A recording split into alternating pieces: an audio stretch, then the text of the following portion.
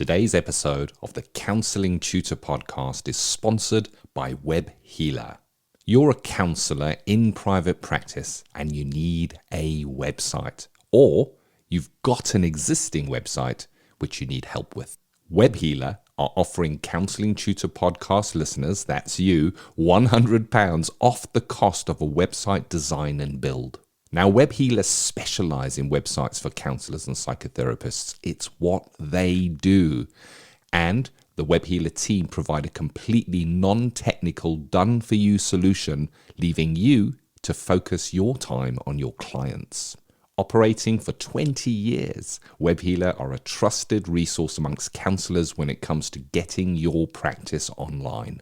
So get the package details and claim your £100 off coupon for your new website by going to counsellingtutor.com/website. That's counsellingtutor.com/website. Welcome to the Counselling Tutor Podcast, the must-listen-to podcast for students of counselling and psychotherapy. Here are your hosts, Rory Lees-Oakes and Ken Kelly. Hi, I'm Rory. And with me, as always, is Ken. How are you today, Ken? I'm well, thank you very much for asking, Rory. We are so grateful that you've joined us for the Counselling Tutor Podcast. It's episode 241. We just know you're going to get value from today's episode. We've got 3 stops on our journey. Our first stop is theory and practice, where we look at how theory represents itself in the actual running and practice of being a counsellor or a psychotherapist. And today we look at ethics. How do ethics show themselves within our practice, within our counselling room? We then move on to practice partner, where we have recognized that there is a need to understand more about going into private practice. It can be confusing, it can be frightening for some, and there can be some kind of dead ends along the road there. So Rory and I speak about what we might do to better our chances at doing well in private practice. And today we're going to be speaking about website development. And our sponsor of the Counselling Tutor Podcast, which is webhealer.net, Dara from webhealer.net, is going to be walking us through some best practices there. Absolutely value packed, so you're going to get a lot from that one. And then we move on to practice matters, and that's where we look at an element of practice that may present itself. It might be a presentation from a client coming in to see us. And today, Rory, you had an interview with Dr Danielle Mills on equine therapy. Now that's an interesting one, isn't it? We're talking about horses and the therapeutic nature and how that might be used therapeutically. So another really interesting topic. But to kick us off, to get us started on episode 241, Rory, ethics, but how they present in real practice. Absolutely. And I think it's an interesting one.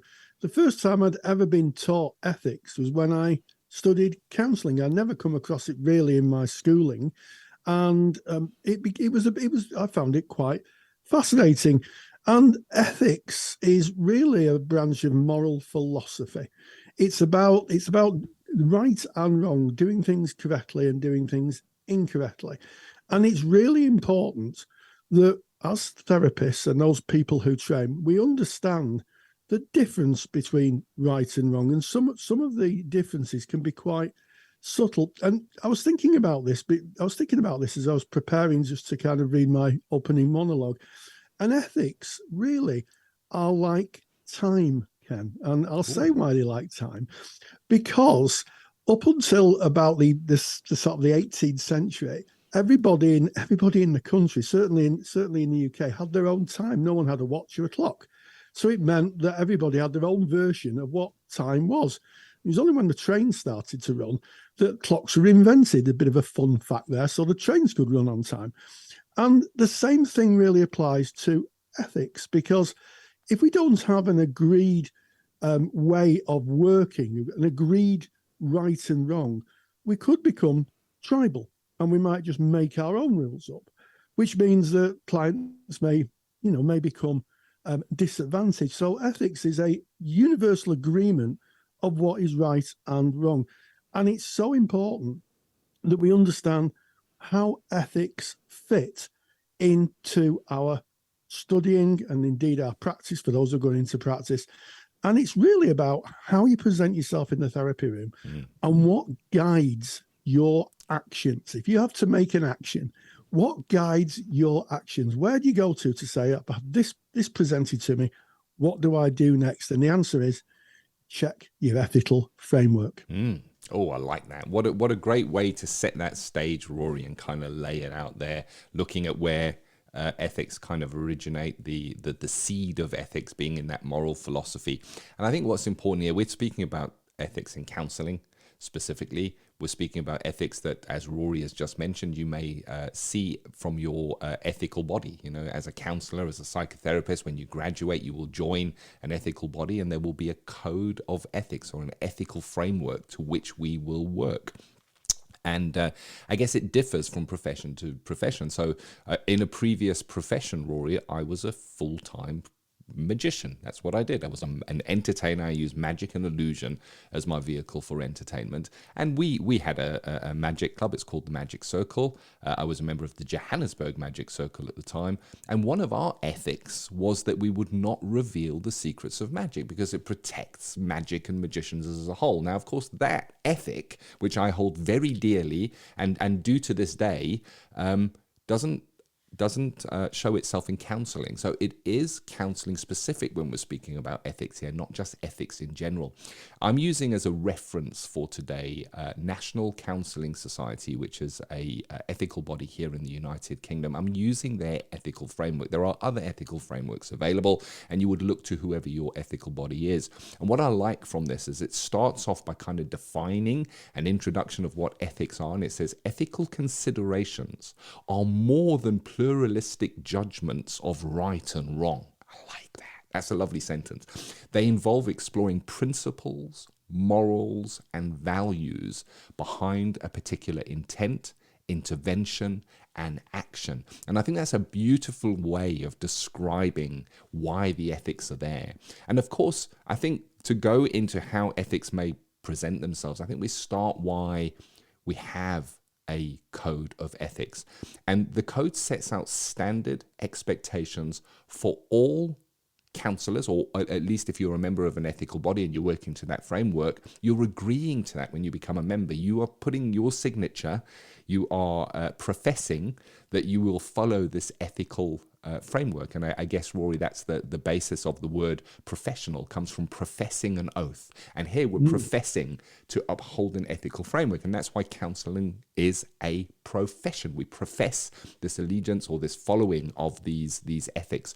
And if we kind of know what those ethics are, it stops my judgment or my frame of reference maybe differing from yours, Rory, and you thinking one thing is right in a situation and me going, no, something else is right. So it gives us something that is a standard, something we can look to. If we come into difficulty, we can look to that ethical framework to help us in our decision making. And I think the number one takeaway from ethics is it will look at your fitness to practice. Your fitness, your ability to be able to serve a certain client. And I guess it is unethical, and it makes sense that it would be unethical to work with a client in an area that we're not trained in, Rory. And I think in its simplest terms, ethics can guide us in, is this client right for me, or is this client not right for me? And I guess that's a very basic one, but that is a very strong foundation of what the ethical framework is there for. Absolutely. And ethical frameworks are there, to protect clients. We speak a lot on the Counselling Tutor Podcast about the trainee or the practitioner's frame of reference. But from a client's frame of reference, someone who knows nothing about counselling but needs that help, maybe desperate for help to try and kind of find the answers to difficulties in their life. When they sit in front of someone, I think there's an expectation that person is going to do the right thing. He's going to act in a way that advantages the client and helps the client, not disadvantages the client.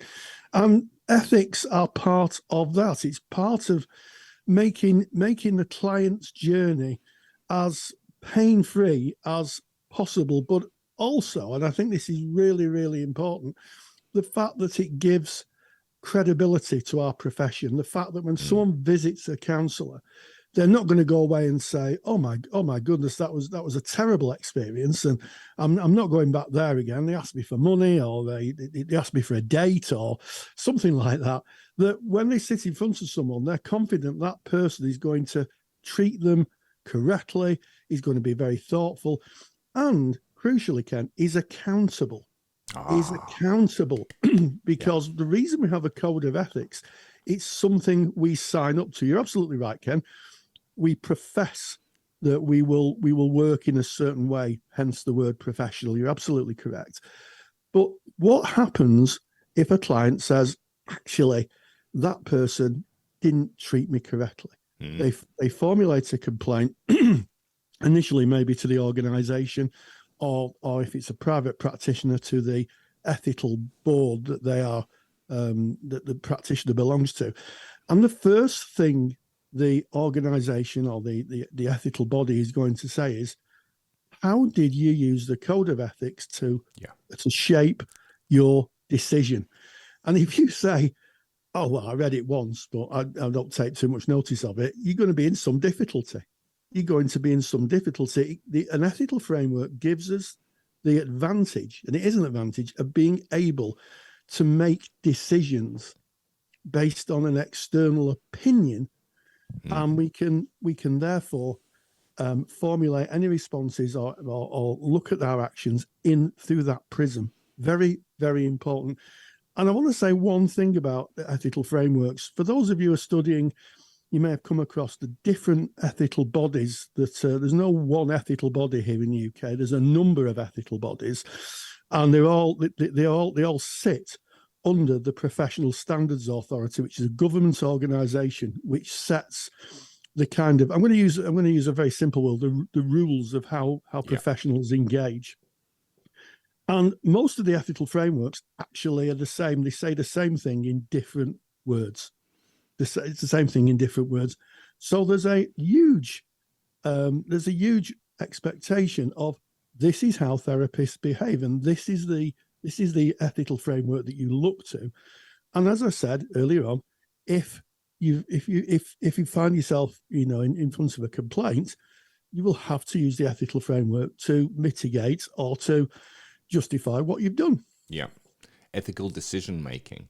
And going to your ethical framework when you're needing to make a decision and looking at what the requirements are, the fundamental principles of that framework, and mapping what your decision is to that protects you. And it's called ethical decision making. Now, that ethical framework protects you as a practitioner. So when you're making decisions within that framework and you're kind of following the framework as a guiding light, as it were, then you are kind of protecting the decisions you make. Doesn't mean that the decisions will always be right, but you can defend why you made that decision.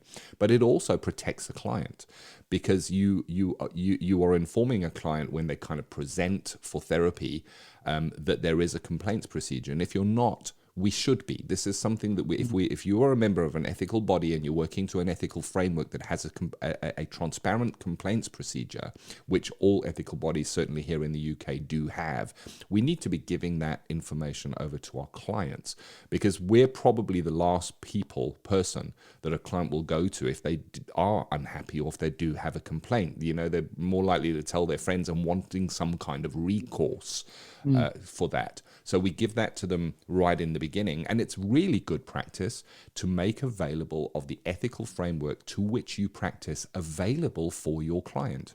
That can be done in an email where you give them a link to a PDF version from your ethical body, or you can print it out and give it to them in your very first session. But that kind of levels the playing field. We're saying the ethical framework is there to protect us, also there to protect the clients. So to balance, I guess, the power of counselling, the client should have access to the same information we have access to in terms of the ethical framework and guidance on how they should go about if they do feel that they want to raise a complaint against us. So I think that is really, really important when we're looking at how ethics might present in practice. Step one, make sure that you're informing your client to which ethical framework you work, making a copy of that available and a link if they want to go and have a look at that. Yeah, I couldn't agree more, Ken. And one of the things that may be in short supply for clients is trust. One of the things that can sometimes happen as people go through their lives is they may become mistrusting events, and people in their lives may have given them cause to mistrust. So when they go to see a counsellor, there could be very strong issues of trust. And Ken outlining what is really good practice to give a client on the contracting stage, the very first session that you see them formally, to give them a copy of the ethical framework and link that to a complaints procedure, has to some level, I would imagine, build trust, because trust is the currency of therapy, isn't it? Oh, yeah. If you don't trust someone, you ain't going to tell them what's on your worried mind. And if you can do that right from the outset, they say that first impressions are lasting impressions, and I think that's a pretty good axiom to live by. If if you're producing this and saying, look, this is how you can, if you've got a complaint, you can complain here. This is the ethical framework, making it all transparent, then that will really, really go a long way to building trust and, most importantly, building the relationship, which, as we know, is a huge part. A good therapeutic relationship with a client is a huge part to the curative factors of people getting a positive outcome in therapy. I like that, Rory.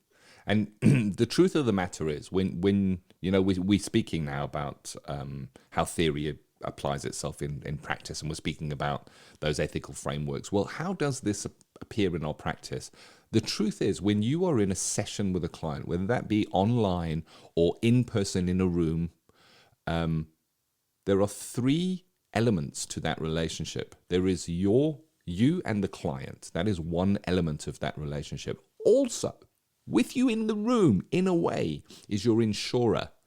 They're there because we have to work to the requirements of our insurer. And if there is a complaint, or if something does go wrong, of course, our insurer is the one that steps in and protects us, our reputation, and us financially as well.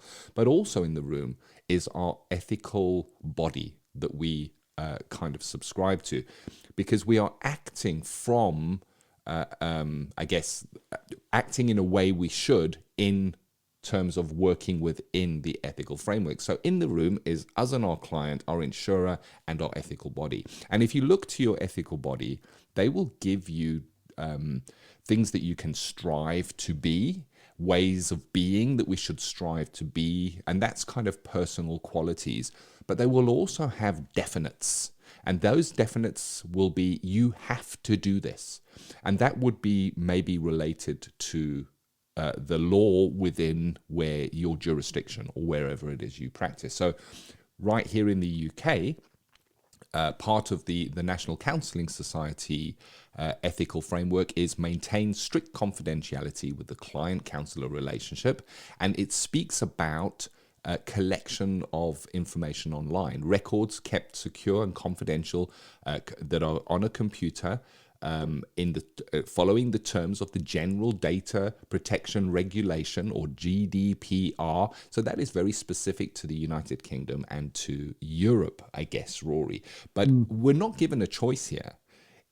We're told we have to ensure that the client notes and record are kept secure and confidential, and that we register with the ICO where applicable if we are storing information online. So you'll get from your ethical framework personal qualities to work towards, and a way of being that we would hope to, that would represent, that would be considered a good practice for counsellors. But there are also parts of the ethical framework which are hard, fast, you will do this, because they're related to the law.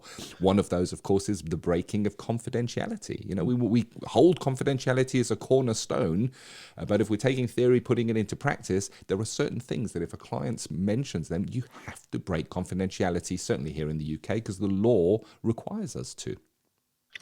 Absolutely. And I like the term framework. When I was younger, which was a long time ago, we used to have something in our local park called monkey bars, which was a frame made of scaffolding poles, which would be about 7 foot high, and then internally it had scaffolding poles that made a lot of cubes inside, and the children would play inside it.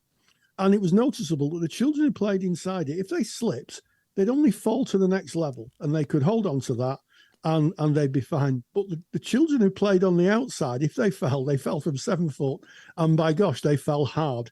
And I think if you want to visualize the framework, it's something you work within.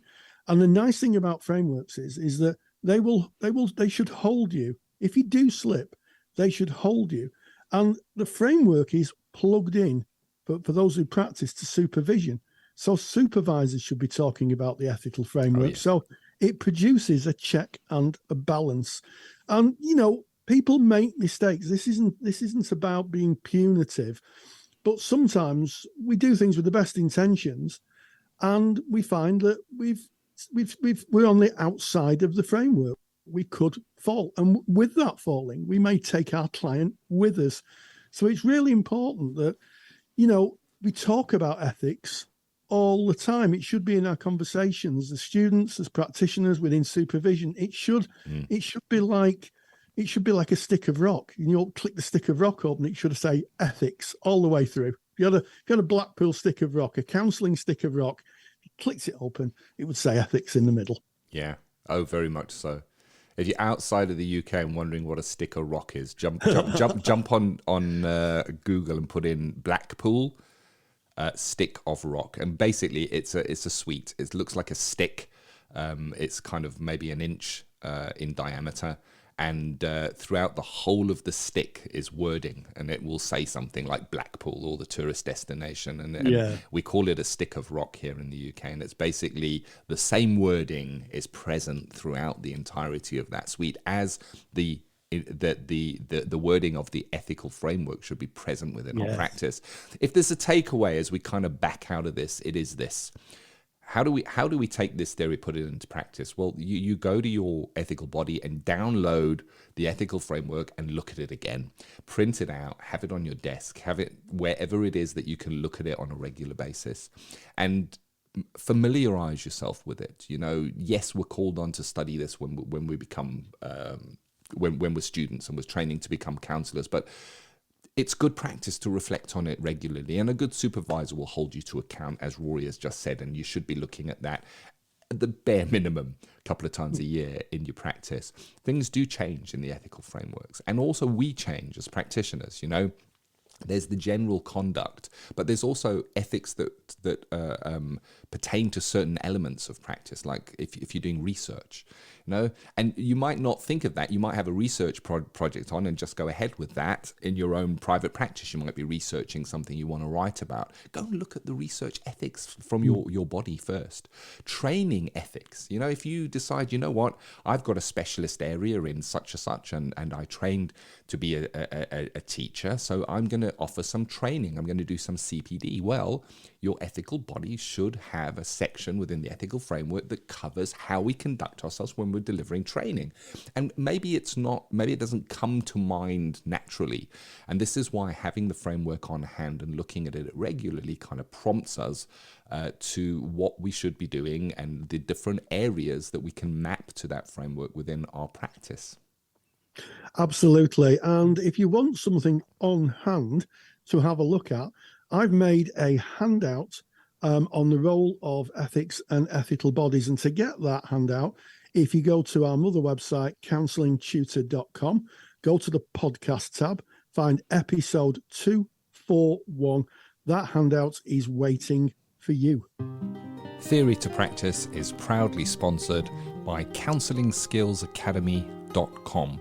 I'm Ken Kelly, and I've got a real burning passion for counselling skills. I've built training that takes the doubt out of using counselling skills. You get to see the counselling skills used in real live sessions by a qualified therapist. Full sessions, real material, real counselling skills. To find out more, go to CounsellingSkillsAcademy.com. And as we back out of our practice, applying ethics in our practice, we're now looking at practice partner Rory. This is a special one. This is an interview with Dara McLaughlin from webhealer.net on website development, all things websites. Absolutely. And if there's a question that gets asked again and again in our Facebook group, it is, should I have a website? What do I have to put on a website? How do I use a website? do any different pages on the website. And if you want to join our Facebook group, if you go to Facebook, type in Counselling Tutor, we'll let you in. We're a closed group, but we'll let you in, and you can join the thousands and thousands of people who are in the world of counselling and psychotherapy. And I met up with Dara McLaughlin from Web Healer, and he gave a cracking interview and shared some of the secrets, in fact, all of the secrets on building a successful website. And this is what he had to say.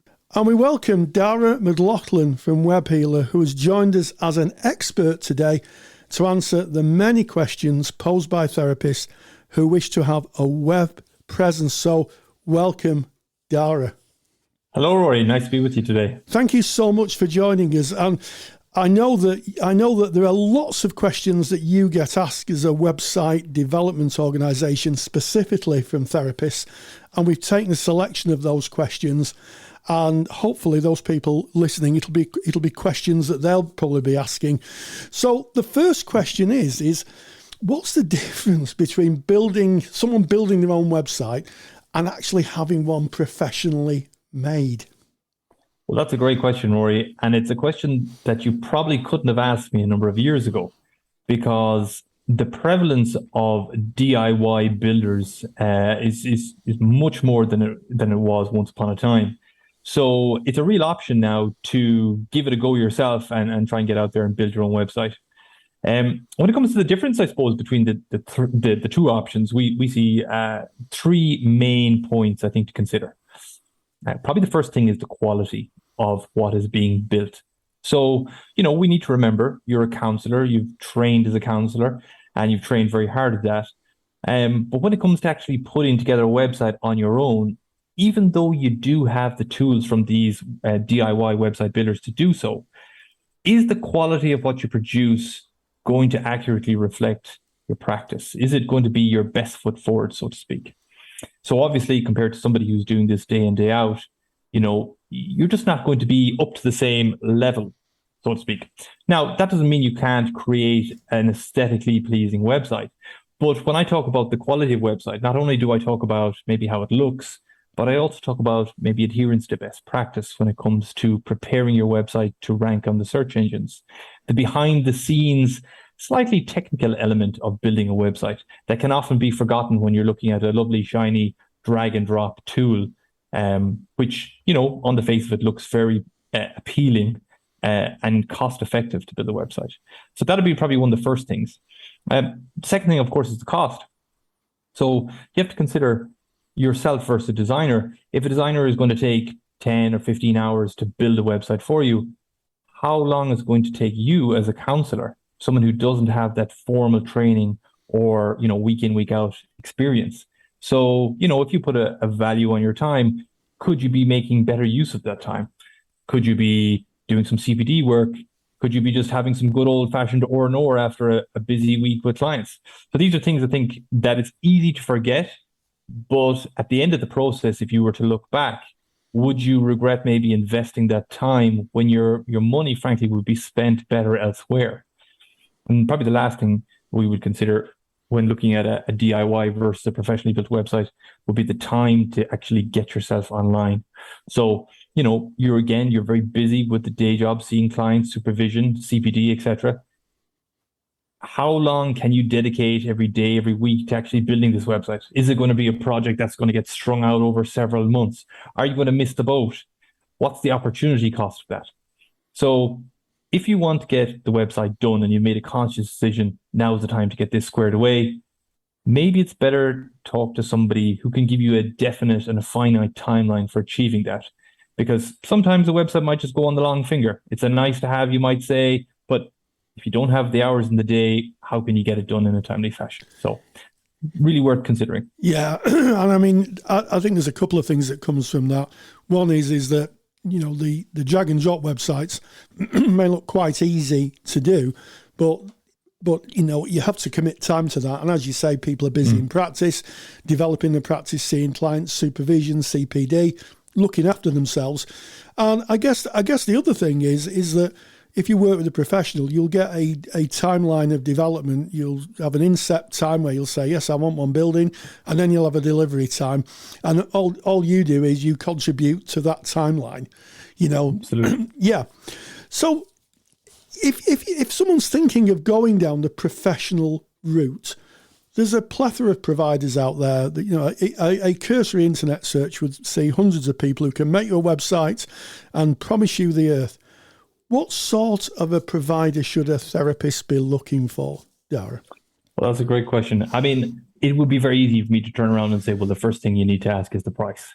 Every price you're going to get is going to be different. And unfortunately, there's going to be huge variance between the various different prices you get. So, you need to feel comfortable with the price that designer is going to charge you. So even approaching them with a very basic overview of what you'd like to achieve, you should be able to get some idea of where the price will land. Obviously, if you want to do multiple revisions to the website and you want to add to it on an ongoing basis, there's scope for that price to increase. But I think it's really important to understand very early on where that price is going to land. The other thing I touched on in the previous point, I suppose, is the timeframes. You want a designer who's committed to actually building your website, and that doesn't try and squeeze it in between, some other work that they may be doing. Unfortunately, in the industry of web design, you have a lot of people who maybe do this as a hobby or as a side hustle or a side job, so to speak. And so what you don't want to do is find that you're put at the bottom of the pile when it comes to actually getting jobs done. So a realistic time frame, really, really, really important. We often get calls from people who've had experience with a designer. Unfortunately, they've gone AWOL. They've maybe changed career. And again, as I said, such is the nature of the career or, the relationship maybe with the designer. Maybe they're a friend's son in college or daughter in college, etc. Sometimes they mightn't be available after a period of time to make ongoing changes to your website or support you with a question that you might have. So it's very important to understand what the after-sales service is going to be like. And do you have the ability to maybe access that website after it's built? Or what happens if they're no longer interested? I think it's very important to pose that question. And when you're dealing with some companies, it's clear, they're in the web design business and they're there to stay. But I think it's a very valid question to ask if perhaps somebody is just starting out or if it's a friend's friend, etc. Really important. Probably the last thing I would say there, Rory, is it's really important that this web design firm has an appreciation of your skill set and an understanding of where you are at on the technical ladder. There's no point in trying to work, and I say trying to work with somebody who speaks to you in a language that just doesn't gel. So it's really important that they understand where you're at. They can cater, the conversations, even the back end of the system. So if you want to be able to go in there and make an edit or a modification, it's important that they've created that in a way that's easy to use and that's not frustrating. Because after all that work, do you want to be frustrated when you're trying to maintain your website? No, I don't think so. Yes, and I think that's really important. You can take ownership of a nice shiny new website. Something goes wrong, and there's no one there to help you or support you. What are you going to do? And of course, the internet does change some of the things that certainly search engines asks of websites. And I know this from Counselling Tutor, asks us to make changes to the website to rank higher on the searches. And unless I guess you've got support in doing that, you could find yourself in difficulties. Which brings myself to the next question. How would you get to the top of search engines? The $1 million question, Rory. It is a $1 million question. Absolutely. Well, listen, at the end of the day, Google is a service. And, quite a lot of us in the UK use this service because Google provides good results. So, if you went to Google and you were looking for a nice holiday in the sun and you got a snow holiday, well, you'd say, well, this search engine is no use. I'm not going to use it any longer. So it's in Google's interests all the way through to return results or websites to us that are really going to satisfy our queries. So when you're building your website, you need to think about who's going to land on your website and what information are they looking for. And then you need to make sure that you align the website content to those queries and those questions. So what I mean by that is you need to have a very clear purpose with your website. So every page, every paragraph, every heading, there must be a purpose and it must be clear. For example, if you were to go to a health insurance website and the headline on the website was doing everything we can for your family, that doesn't really a clear purpose. However, if the paragraph heading was cheap health insurance for you and your family, well, then that's very much a clear purpose. So purpose is incredibly clear. And so everything you do must be focused on that purpose. When it comes to ranking high, Google has quality guidelines, and they look for certain things on a website. And specifically when it comes to counselors and psychotherapists, they're looking for something called EAT, expertise, authority, and trustworthiness. So on that website, you need to exhibit those three characteristics. And when you achieve that, and when you do that very well, Google is more likely to push you up the search results, because at the end of the day, for a subject which is as sensitive and as important as counseling and seeking professional assistance, it's very important that the information you're given is true and correct. And so Google will look for signals, as they call them, on your website that you're an expert, you're an authority on what you're talking about, and indeed you're trustworthy. Because at the end of the day, this is a very personal relationship that you're establishing with the client, and it's important that you're trustworthy. Yes, absolutely. And yes, I think a lot of people forget that element, that Google is returning searches for authority. They're looking for websites that have authority, where the websites themselves, the information on the websites is accurate, it's up to date. And you're absolutely right. Google selects that. So by having authority, and I guess by having a web designer who can support you in looking at that authority, that's going to be of great help, isn't it? There's no doubt about it. I mean, it's important to say that there are other nuances to appearing on the top of the search results. This whole area, of course, is called SEO. Some of your listeners might be familiar with it, or search engine optimization, the process to optimize your website to appear higher up the rankings. So EAT is very important, as I mentioned, but there are some other slightly more technical nuances to SEO that are very important. And typically, your web designer will be familiar with these. So in constructing the website, they'll put them together in a manner which ticks the boxes. And what I'm referring to there is things like page speed, the structure of your website, the proper use of headings, the sizes of headings, things like that. Incredibly important. But, as somebody who doesn't do this full-time or regularly, it's very easy to miss those things, which are really important, and build part of the bigger picture when it comes to ranking your website and Google deciding where you need to be. Yes, and to that end, are blogs helpful on websites?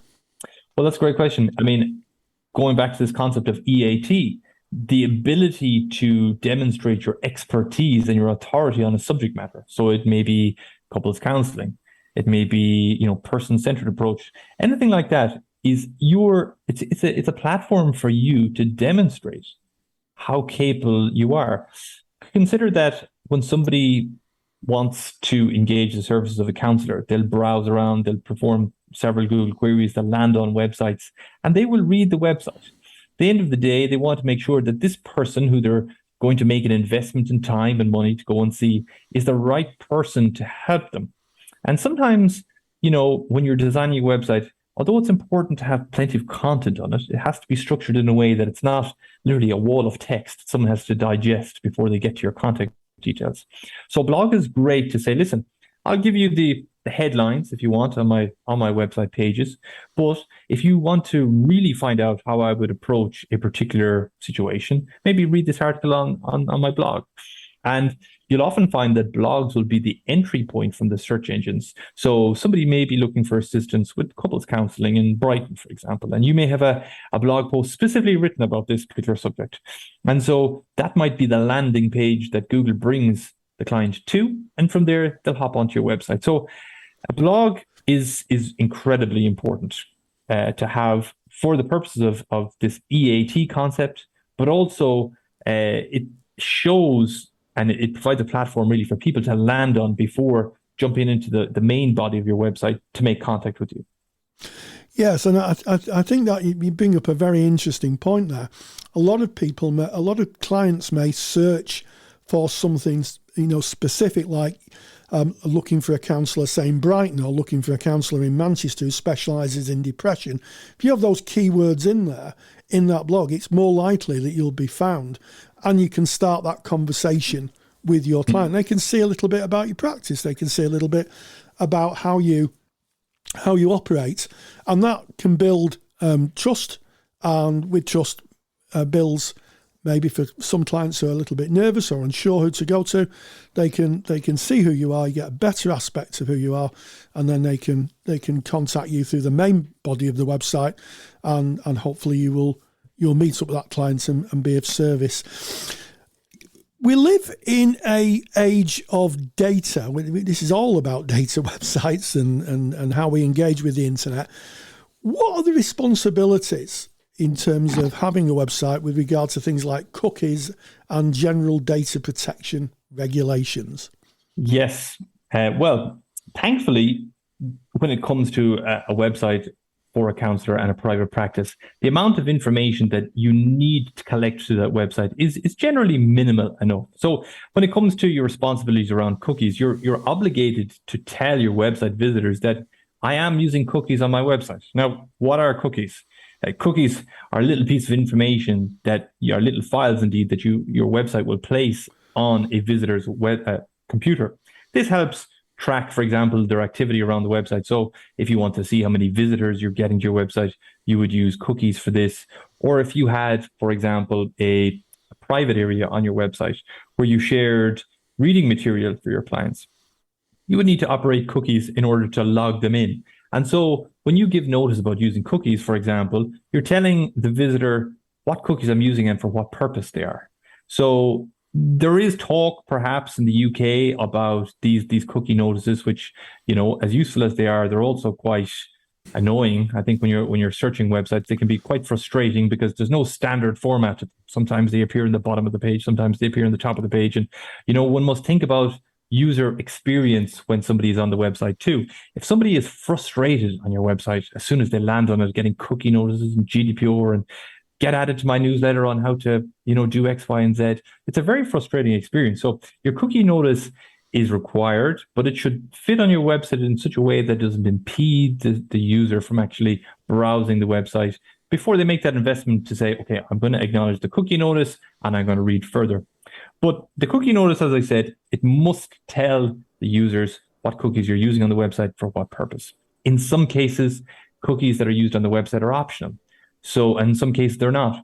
So if you do operate a private area for your clients to download material, for example, those cookies wouldn't be seen to be optional because without them, you can't operate the website and the website function. When it comes to GDPR, of course, GDPR is a very large subject. You must accurately and carefully think about the information that you are storing on your clients when they visit your website. A lot of counselors will have a separate GDPR and privacy statement, maybe as part of their therapy contract. So when it comes to your website, my feeling typically is with counseling websites that the amount of data that you collect is actually quite minimal. There's no incredibly sensitive information that you're collecting. You're collecting benign piece of information, for example, an IP address, so you can see the location of where this visitor has come from, which would play into, say, looking over your website statistics. So it's important to think about what you are collecting, if anything, on your website and why you're collecting it. And obviously to demonstrate the rights that the visitor has in, knowing about that information, opting out, having the information removed, and so on. Typically, we refer our clients to their professional associations to get a sense and awareness around the personally identifiable information that they do collect. But I'm happy to say on a website, it's not too onerous. And most website designers should be able to steer you in the right direction. However, it's prudent to get this looked over by somebody perhaps who's more familiar and up to date in the same way that you would with your website. You can do it yourself, of course, but there's nothing better than a professional looking over it. Yes, absolutely.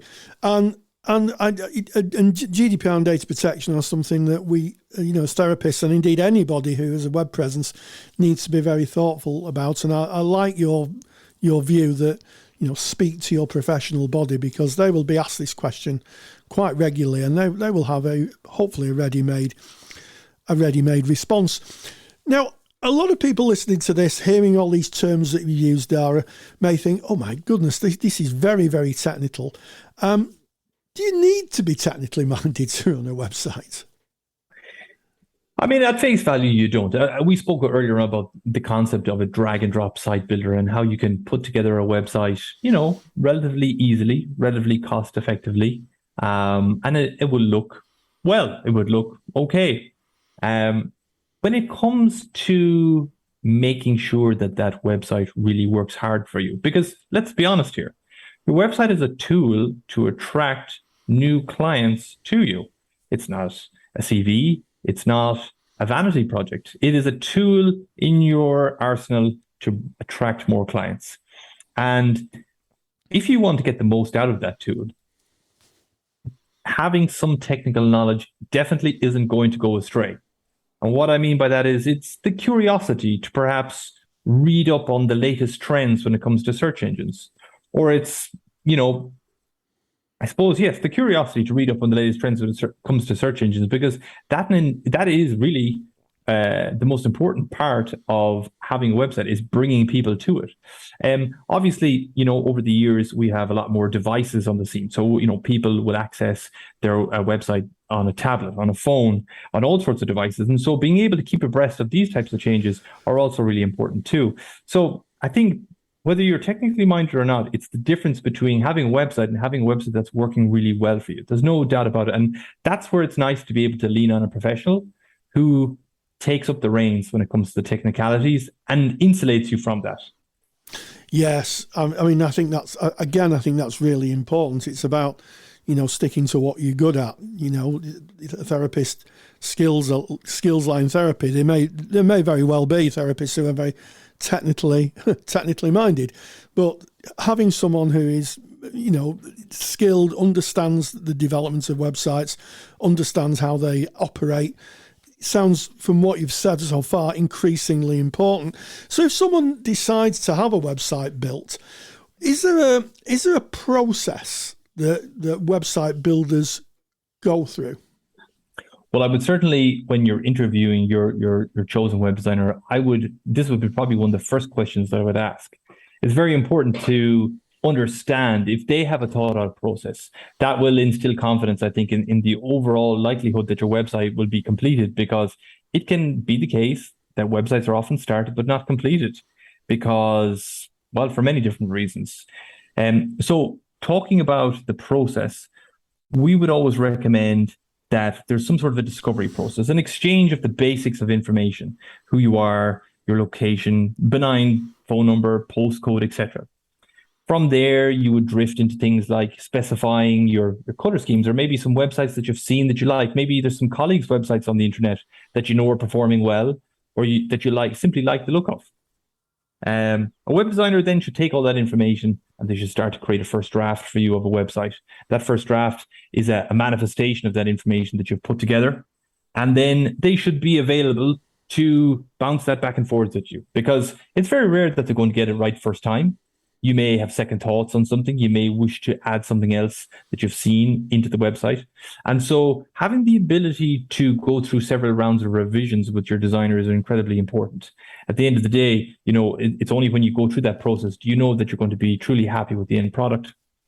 So that would typically be the handshake, if you want, at the very start of the process. Now, when the website is done, you obviously need to select your domain name. And you can, if you have a domain name purchased already, most web designers can work with that. Or indeed, as you go through the process, you can consider it and be checking its availability, because, domain names, they're always in ever shortening supply. So it's important to make sure that your domain name is available. Once you've got your domain name registered and the website design agreed with the designer, then it's just a process of putting it live and starting to focus and consider getting listed on the search engines. Yeah, it sounds like there's a definite discovery, sample, and color scheme. There's a definite process of working and collaborating with a website designer. Collaborating is very important, Rory. I think at the end of the day, you want somebody to be in your corner. It's important that you have that rapport with your designer, that they know who your ideal audience is. And so after you've put the phone down from them and they're burning the midnight candle, that they will be creating a website which accurately represents your practice. And I suppose, is designed in such a way to be as appealing as possible to the type of people whom you wish to work with. Absolutely. And in terms of a website sections, the different pages on the website, what sections are most important to include? Well, I'm a big fan personally of a picture on a website. And this day and age, it's very easy to scroll through a website, land on a website, and 5 seconds later be on a different website. With counseling, it's a very personal relationship. And your website without a picture is really like a blank piece of paper. You need to draw people in to you.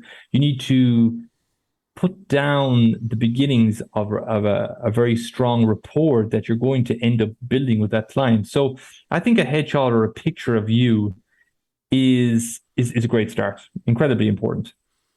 Coming back to this concept of expertise, authority, and trustworthiness, other things that are very important are things like information about you, frankly, where you qualified, when you qualified, how many hours you've done, maybe what CPD you've done this year, what qualifications you might have outside of your main qualification. People need to become familiar with you and be happy with you, that they feel they could work with you. But also from Google's point of view, they want to see how authoritative you are in the subject of counseling. And the more qualifications you can list there, incredibly important. Other elements of the website that are important is talking about your affiliations to professional associations or any maybe charities that you work with. Again, that's a big plus for your trustworthiness. Speaking to clients you want to work with is naturally important.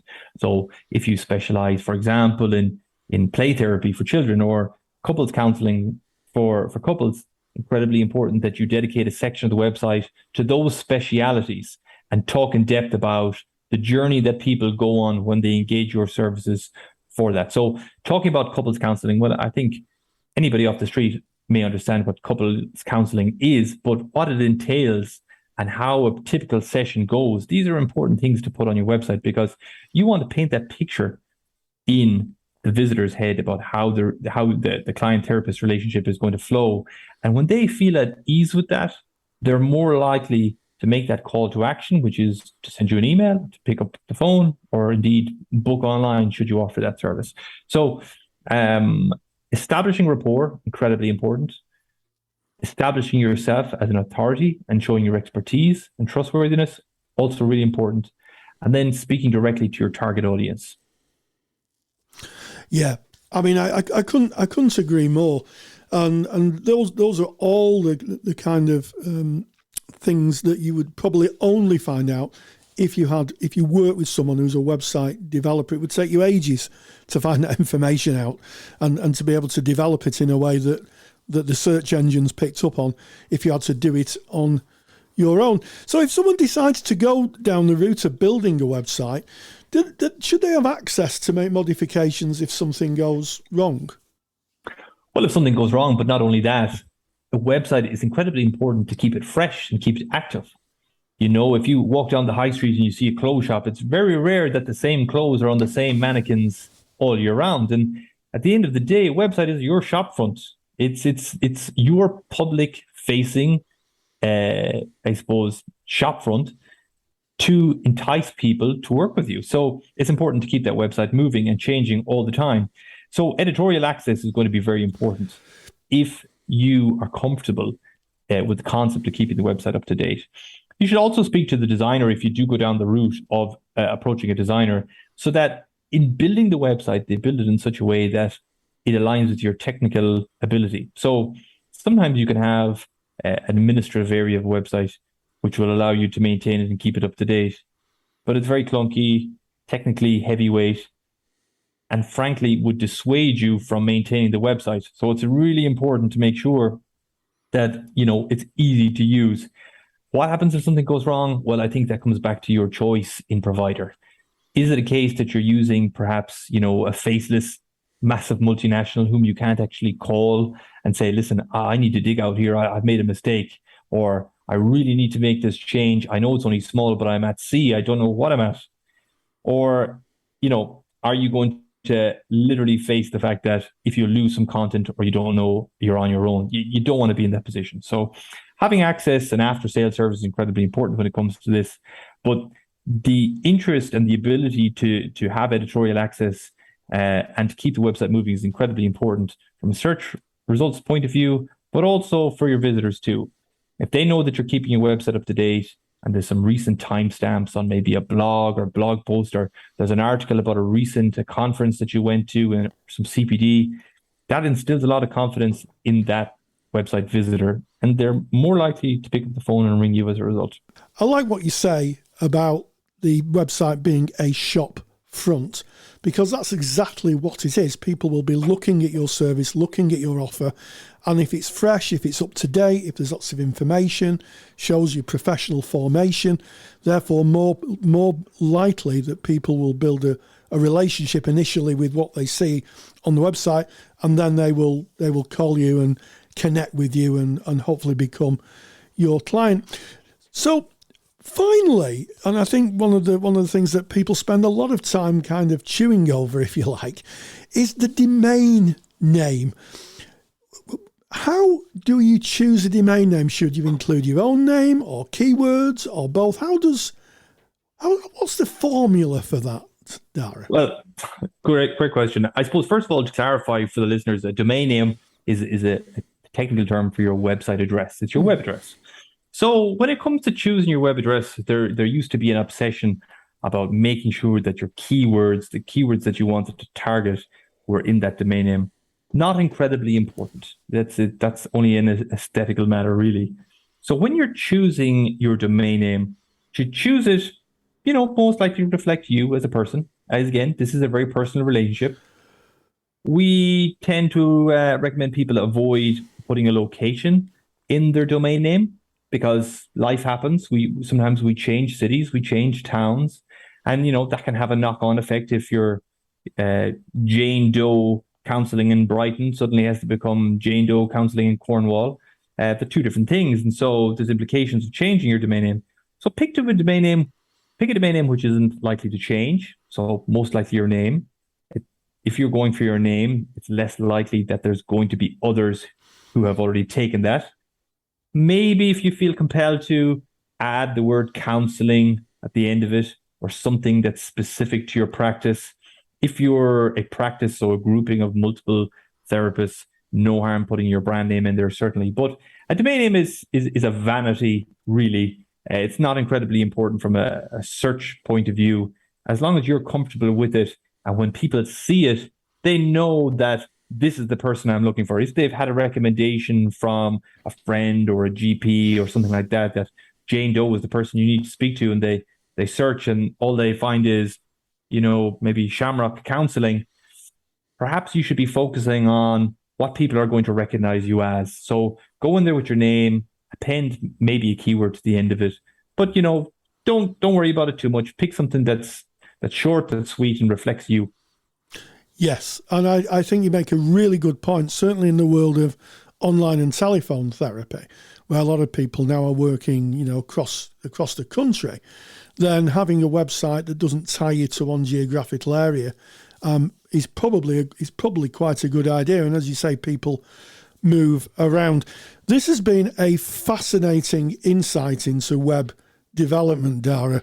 I've certainly learned so much, and I think it's really useful to understand, and you've done that brilliantly, the difference between going your own way, making your own website, maybe starting it, maybe finishing it, maybe not, and having a developed website, working with another professional like you are, to develop and to show your expertise. So Dara McLaughlin from Web Healer, thank you so much for joining us. Great big thank you to Dara, so packed with information.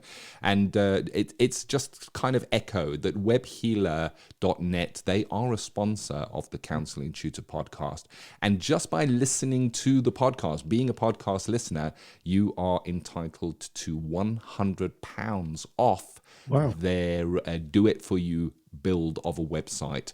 And if you want more information on that, go to counsellingtutor.com website, and you can get all the information on the packages that they offer. Keep in mind, WebHealer only build websites for counselors and psychotherapists, so they know what it is that we do.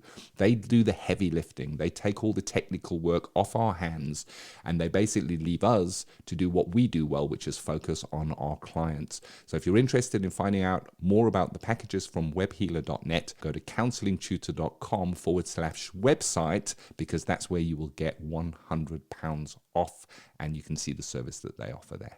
So now on to Practice Matters, Rory, where you met up with Dr Danielle Mills to speak about equine therapy, the use of horses. I know. Our profession is such a broad church. When I started 20 years ago, someone said there's about 500 different therapies, and I'm sure that must have gone up by a factor of at least 10 in the last 2 decades. And one of the very interesting areas of therapy is equine therapy. So I caught up with Dr. Danielle Mills, who's an equine therapist, and we had a conversation about horses and therapy. And this is what she had to say. Practice Matters. The National Counselling Society is proud to sponsor Practice Matters. National Counselling Society are really excited to have launched their Children and Young People Therapist Register for counsellors working with the younger age group. To find out more, visit nationalcounselingsociety.org. nationalcounselingsociety.org. And we're joined today by Dr. Danielle Mills, who's very, very kindly joined us, and he's going to talk about a part of counselling practice that is really, really interesting, and that is equine therapy. So, Dr. Danielle Mills, first of all, thank you so much for joining us. Thank you very much for having me. So, I guess the first question is, what is equine therapy? Oh, yeah, excellent question. So, equine therapy is essentially working alongside a horse or horses as part of a treatment team. So often equine therapy can be used to refer to a number of different ways of working, in that being with animals and horses is therapeutic. However, for it to be kind of therapy and psychotherapy, then we would be looking for somebody to be qualified as a therapist, as well as having done their equine facilitated psychotherapy training. There are different support approaches with horses that can be therapeutic, but we'd call them more equine facilitated learning or equine enrichment rather than equine therapy. I mean, I think that first that's actually answers my second question. Do you need to be qualified to carry out equine therapy? And it seems to be you need to be dual qualified. You need to be a counsellor, psychotherapist. And you spoke about qualifications working therapeutically with horses. Is there a particular course for that? So there's a number of different courses, in the same way that there's so many different schools of therapy, and none of them arguably are better than others. They're just different. So there are approaches like IGALA, where you would be working with a mental health specialist and an equine specialist. There's approaches like LEAP, which is a framework-based more activity-based model. I also train with the Herd Institute, which is existential integrative. So rather than having an activity-based framework, it's a philosophical underpinning from existential integrative Gestalt approaches. There is the Federation of Horses in Education and Therapy that have started a UK national register for people working with horses in what they call the field of human equine interactions. So that's one way that people can check that providers are appropriately qualified to be able to offer this work. Being trained to work in a room is one thing. Being trained to work in a room and integrate horses into the approach, so you're working alongside them as part of the treatment team. So the way that I tend to work, I look at providing an experience, really. Being with horses promotes different ways of thinking, being, and relating. And that can help clients to explore different ways of responding to the world. So you can really step in a phenomenological way to really understand what it's like for the client and develop an understanding of helping them understand what they are doing, how they're doing it, relating to the areas of proprioception, neuroception, and interoception. So that can help clients to develop techniques to self-regulate through co-regulation. So you can get really theoretical about what it is that we're doing when we're working alongside the horses, thinking about relational, somatic issues, interruptions to contact from a Gestalt perspective. But essentially what we're offering is relationship. It's that simple, but also that complicated as well. Yes, and there's quite a few quite technical language in that. But I guess if we focus on the application, so first of all, who would benefit from equine therapy? Is there a certain client cohort, or is this something that someone may self-elect to have, as opposed to in the room therapy with just a therapist?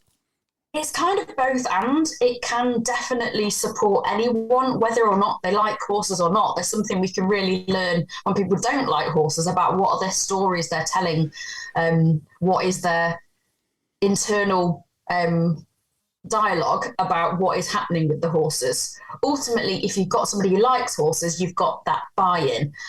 What we tend to say, I work a lot with a lot of children and young people who struggle to engage in mainstream therapies. So equine therapy can really help you absorb some real concrete lessons around human to human relating. So it can be a really good bridging therapy for people who aren't ready maybe for talking therapies.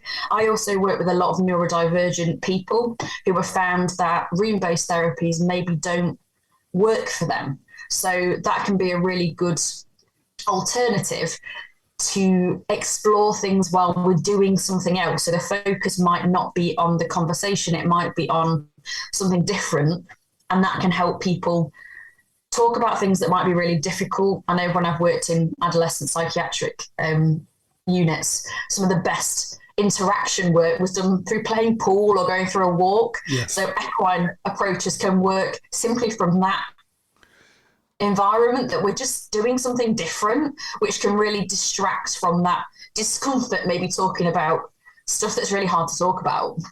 Yes, absolutely. I'll take your points up, I think, on the fact that it can be used with clients or individuals who may struggle really hard to sit face to face in front of a therapist. They're kind of diverted. The horse needs a lot of attention. I mean, I will declare I don't know a huge amount about horses, but I do know that they're very sensitive animals and that they can pick up. There's something called mirror neurons in the brain, which connect. There's some work done by, I believe, the Max Planck Institute a few years ago, where people can connect, and it's neurons in the brain that give us that sense of connectedness. And by being able to connect with the animal and I guess build a relational depth that people can feel regulated. It's almost like a co-regulation. Would that be an apt description, Danielle? Yeah, and the co-regulation is really important. A lot of the people I work with really struggle to self-regulate, and we get EHCPs talking about them learning to self-regulate. But ultimately, before we self-regulate, we need to learn to co-regulate. And if the attachment difficulties that we've had, or some of the relational difficulties we've had with humans, haven't helped us to do that, that's the kind of thing that we might do with the horses. And building up that actual experience of that can really help people know what that might feel like and recognize it in humans that might be around them. Those mirror neurons are really interesting about we can really kind of look into what is actually happening in the relationship, what is being mirrored by either the horse or the client, or maybe some of the other animals that are around, or in the environment. So we can really go into that self-other environment that we might look at in Gestalt therapy with things all being in the field, or what might be figure and ground. So you can really you can really explain and explore what's happening using all sorts of different theoretical language, which can really help embed that in somebody's theoretical framework from their original training. Yes. And I guess from the client's point of view, they're meeting a truly non-judgmental entity in a horse. The horse will react as you react to it. And I guess for some, for clients maybe with attachment issues or clients who've gone through very traumatic experience, I guess when I've interacted with horses, they're curious, they're respectful, they're kind of curious about you if you're curious about them, and you can kind of meet them where they are. And I find if I go for a walk and there's horses around, and just standing near a horse, very grounding, very regulated, because I have to be aware of my own processes when I'm with a horse. Am I on the right lines, Danielle? Yeah, and there's been some work done by the HeartMath Institute and other places. We're looking at cortisol levels. So for me, if it's not beneficial for the horse, it's not beneficial for anyone. But we know that some of that mirroring, the mirror neuron stuff around breathing can really help the horse bring their kind of arousal state down, but also clients. And it's interesting we talk about horses being non-judgmental. Horses have got to judge situations constantly in order to survive as prey animals. But often as humans, we don't have the same stories that we tell ourselves about the way that animals judge compared to the way that humans judge. And I talked about neuroception and interoception earlier. We can kind of have that conversation with the client about how they judge what's safe and dangerous and what helps them understand what's going on inside their body, and when they're starting to get a bit uncomfortable. But we can explore that in relation to the horse as well. What are they seeing?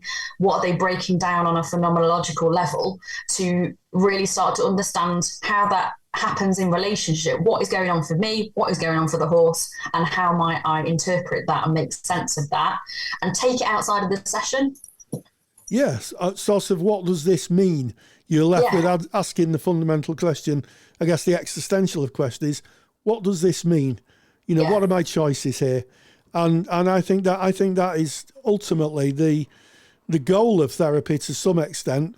It's certainly for clients who are trying to make sense of who they are and what they want to do in the world. That fundamental basis of what does this mean? Who am I? Is the starting of that question. In terms of referrals, I talked earlier about people may be self-referred, or it may be useful for a certain client cohort. Do people actually seek out equine therapy? Is this something that people would say, no, this is the direction I want to go? We're starting to see that. I know I'm starting to see, and colleagues are starting to see in their practice, that people are seeking this out as maybe a first point of call with therapy, rather than how it maybe has been historically, where people have looked at it as nothing else has worked, I may as well try this. I've not got nothing to lose almost. Whereas people we get a lot of people self-referring who have maybe heard something about it on the news or seen something about it on the TV or talked to a friend who's maybe tried equine therapy. I know over COVID, people were experiencing a lot more time in nature and really thinking about the value of that. So often people are seeking that out as, this is something that I want to do. I don't want to sit in a room. There is actually an alternative to sitting in a room, having to look at somebody and talk to them. There might be alternatives other than kind of the more commonly known therapies such as drama therapy or art therapy or other creative therapies. We're also getting referrals more through social care and the NHS. With the NHS, it's challenging in that the quantitative evidence-based is more limited with equine approaches, but the qualitative base is growing all the time. So there are people who are really demonstrating how this work can be clinically effective, which I think might really help people to see it as an alternative that really can work for people. It's not just hanging out with horses, even though that is just what it is. It can really, really benefit people in concrete ways. Indeed. So it sounds to me like the evidence base is mixed. The figurative, the numbers, which is of course is quantitative, is not quite there yet. But the qualitative, indeed, asking about clients' experiences and their lived experience seems to be very, very strong.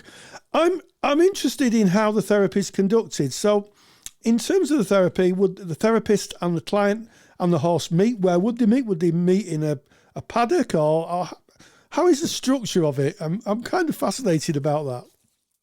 So it depends on the model that somebody works in. So when I meet people, I offer them a free 30-minute consultation where they can come out, suss me out, see the site, and see how they feel. Because I think from that embodied perspective, it's really important that people feel comfortable in that space. And then there's that consideration of, if not me, who else might be able to help you with this approach. But generally, for me, sessions are really client-led, and the whole program is around assessment and allowing the client to explore the site and familiarize themselves with the animals and the therapist at their pace. So the client's needs will be responded to and met in the moment around their capacity for regulation and window of tolerance or circle of capacity. So for me, sessions on activity or task-led, we might do some tasks around equine care as a means of learning about each other. And that can help people attune to their sensory needs as well as the needs of the horses. So it very much depends.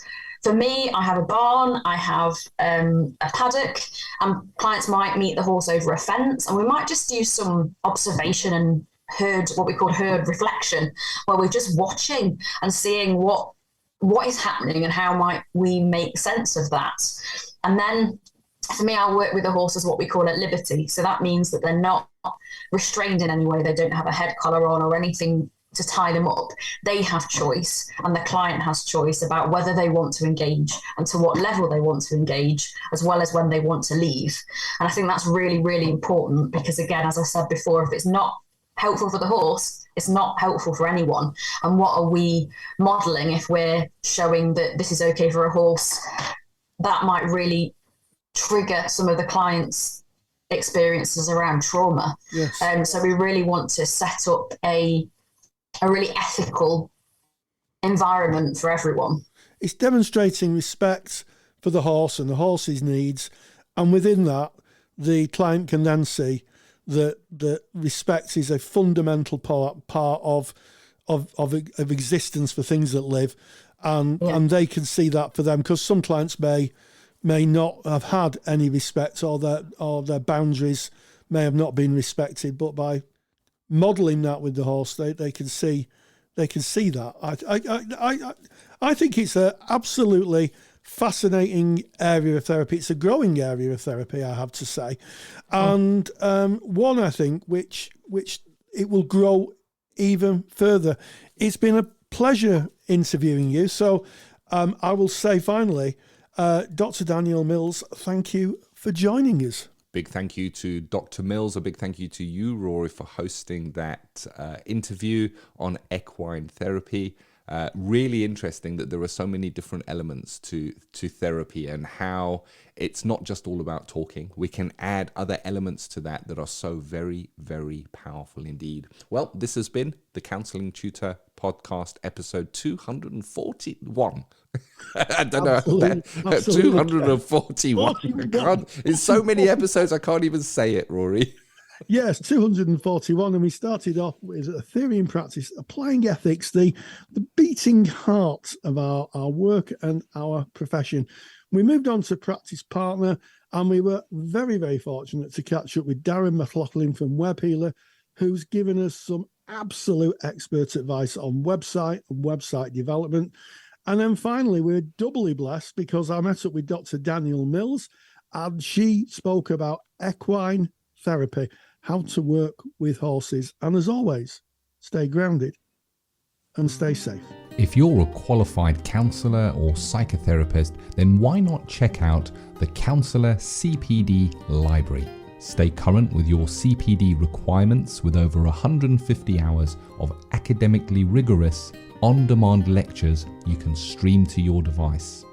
Joining Counsellor CPD will expand your skill set to create a more specialised, highly rewarding practice. For more information on the Counselor CPD library, visit counsellingtutor.com.